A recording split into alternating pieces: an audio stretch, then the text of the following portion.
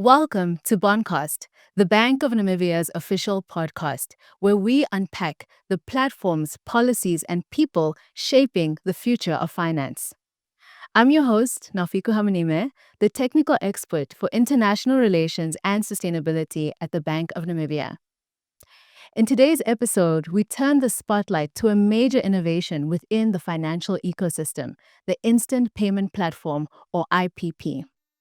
This innovation is set to transform how Namibians send and receive money instantly, securely, and at a low cost, regardless of whether you're in a bustling city or in a rural village.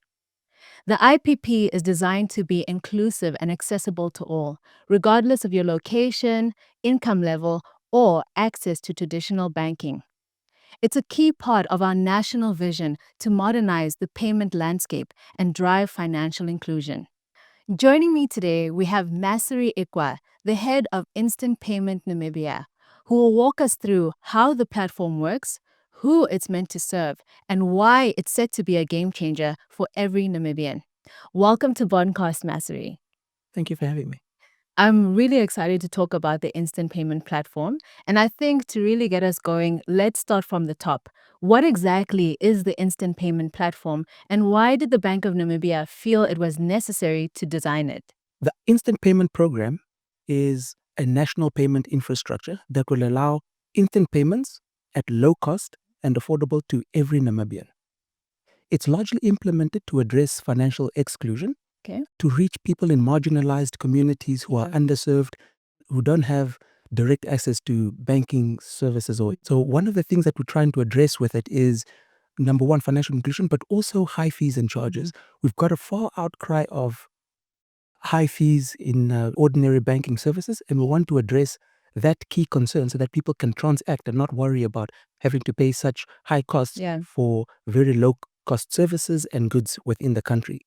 Another challenge that we're trying to address is interoperability between wallets or e-money within the country. Right now, many of our commercial banks or e-money providers operate in what we refer to as closed loops, which means that if you send money to somebody, they'll only be able to cash that out at an ATM from that service provider or operate within that specific entity's ecosystem. And we want to provide an underlying infrastructure to address that key concern.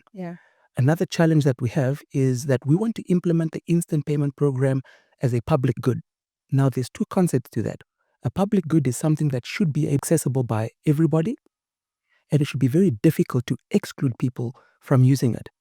If you think about something like a traffic light or a street light, everybody can have access to it, but it doesn't diminish anybody else's use. If somebody else is using it next to you, you receive the same amount of light from that traffic light. So that's how we also want to address financial inclusion by making it accessible and available to everybody, no matter your income level and no matter where you are in the country. So when we're talking about interoperability, we're trying to make sure that mobile money speaks to each other. And also, I know, for example, in Namibia, financial inclusion, especially when it comes to fees and charges, that's a huge issue in terms of driving financial inclusion. Yeah, absolutely. So if you think about, we are very familiar with very popular wallets within Namibia, right? And most of them involve either basic services, such as being able to go to an ATM and cashing it out. That's one of the fundamental things that we can use e-money for. But also some basic services like providing electricity or general utilities. That's about all that you can do with them.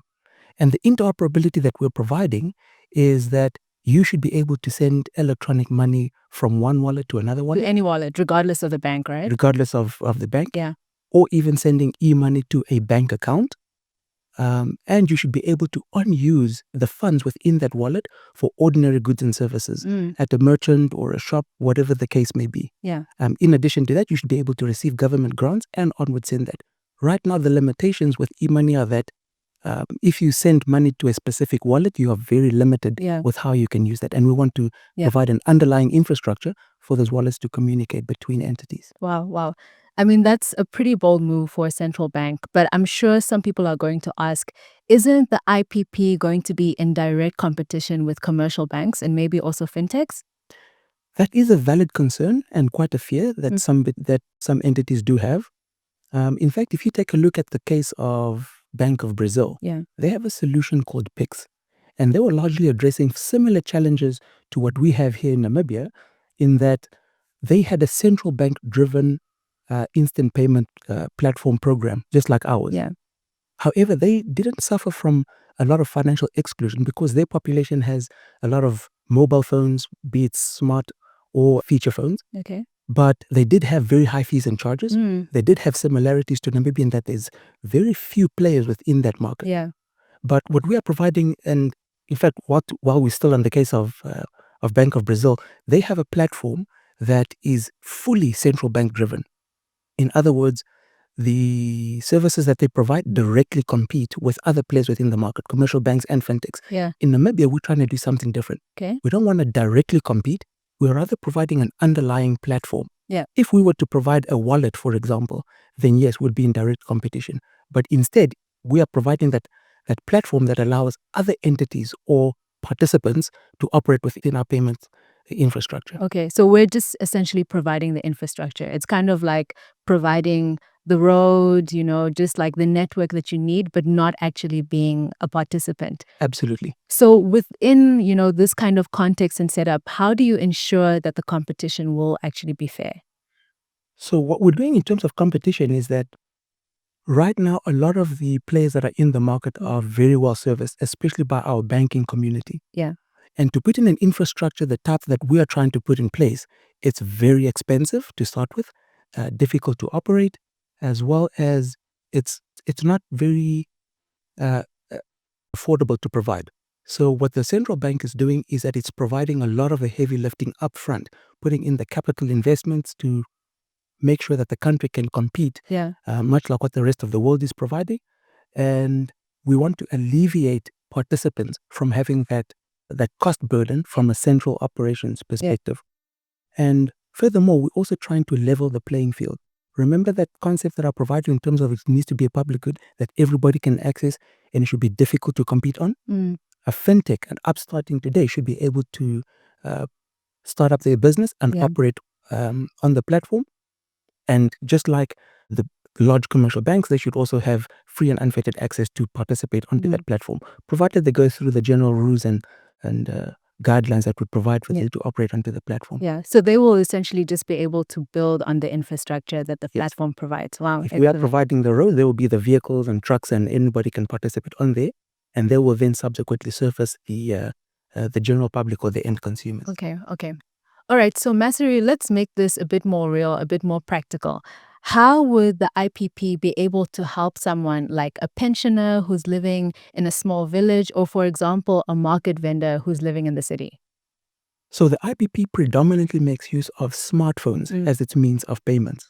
You should be able to use a smartphone, which will be able to access payments like by scanning a QR code. Yeah. Or you should be able to use an ordinary feature phone using USSD technology, which our general population is very comfortable with. Okay. So if we take a look at the use of smartphones, obviously for pensioners that might be a little bit inaccessible. Yeah. So we understand that fundamentally for the Namibian population, we should be able to support feature phones, or what we refer to in our country as Tamagotchis, to be able to use USSD as a underlying technology. Yeah. That's traditionally like your star 140 hash and another number. Yeah. And you should be able to do instant payments through that platform as well. Okay. So for our community, such as pensioners, the fees will be very affordable. So you'll be able to reach marginalized communities for the actual fundamental services that they really need. Okay. I mean, and to the point that you're already raising, many people are very familiar with the likes of apps, mobile money, USSD codes. So how exactly does the IPP differ from what's already out there in the market? So fundamentally, there's not any real technologies that is like what the IPP is providing. Okay. So some of the payment instruments that we provide in Namibia is things like EFT, card payments, and then there's e-money. But e-money, because it's not interoperable, it's very difficult to use that at regular merchants. Yeah. So remember that underlying platform that we are providing, that's the key differentiator. Okay. Interoperability is fundamental to what we are trying to provide. Yeah. And so too, it will be very different because we want to make things very affordable for the end consumer, which will be a key differentiator in what we provide on the instant payment system. Wow. So, Masari, let's talk money, literally. Will people need to pay in order to use the IPP?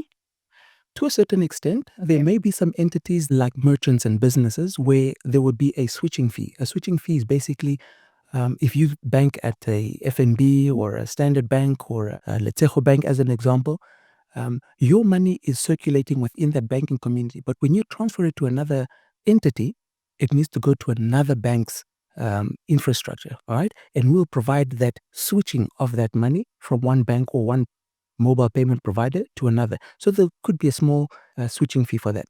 However, for the general public, we will have various tiered approaches. Basically, that means that for certain goods and services, we'll also provide a platform that allows for very minimal costs, and those will be regulated and guided by the Bank of Namibia as a regulator for payment services in Namibia. Okay. But generally, it's meant to be a win for the consumer. The bank charges will come down. Absolutely, which is one of the fundamental reasons why the Bank of Namibia is driving this, rather than leaving it to the industry, Yeah. which it could take some time, and there's obviously a lot of costs involved in this process. But Bank of Namibia driving this allows us to absorb a lot of those costs and somewhat subsidize, if possible, some of the fees until such time that the system is able to sustain itself. Awesome. Awesome. So I'm sure many people are looking forward to it, including myself. But the key thing I want to know is, how will people be able to access the IPP? Will I need to go physically to the bank, or will I be able to just download it on my phone? So that's one of the fundamental beauties of having a platform that is accessible to as many people as possible. We understand that many people, even in marginalized communities, often have connectivity. They're able to communicate with one another in some or other way. And we're basically leveraging off that technology. So as long as there is cell phone coverage, Yeah. be it 2G, 3G, 4G, or internet access, we will have the same reach for instant payments. In fact, while you're on that same point, we currently have a challenge where even though we have marginalized communities which have access, there are places in Namibia which do not have coverage at all. So we are partnering up with our sister regulator, the Communications Regulatory Authority of Namibia, GRANT, and they have a universal services fund, which allows them to have programs that extend coverage into areas that have no coverage at all. And they're looking at areas such as where there's schools or small communities like a school.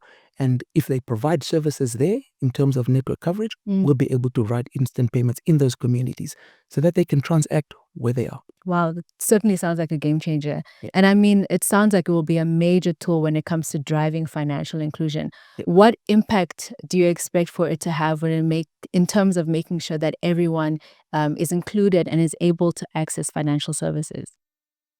The impact that we should make in this space should be quite profound. Once again, as we started, the premise of the instant payment program is to make financial services accessible to everybody. Yeah. Right now, if we use e-money as an example, somebody would need to travel to an urban area or somewhere where there is an ATM Yeah. to go and cash that money out. So the impact that we want to make is that we want to be able to provide instant money to people within their specific communities and set up economic activities right where they reside. So number one, we'll take out the travel costs. Yeah. Number two, we'll make it extremely affordable Yeah. and accessible, usually through devices that they already have. Yeah. So, Marsorry, where do we currently stand when it comes to the rollout? When can Namibians expect to use the instant payment platform? So there's two ways of looking at it. Right now, we are in very advanced stages of our rollout. We're in the developing stage, Yeah. which will be followed by testing later this year. And by that, we mean the solution is already active and operational in the Bank of Namibia. Okay. All right. So we're in the process and we're still building it, and we are putting it through its paces to make sure that it's robust, is adhering to some of the rules that we want to implement the platform to be. We can anticipate that later this year, we want to execute government grants through the platform, which is a one-way traffic, but only in isolated cases so that we can make sure that all the kinks are Fully ironed out. fully ironed Yeah. out of the platform. And there is also a Bank of Namibia directive requiring all e-money issuers to participate on the program by the end of February.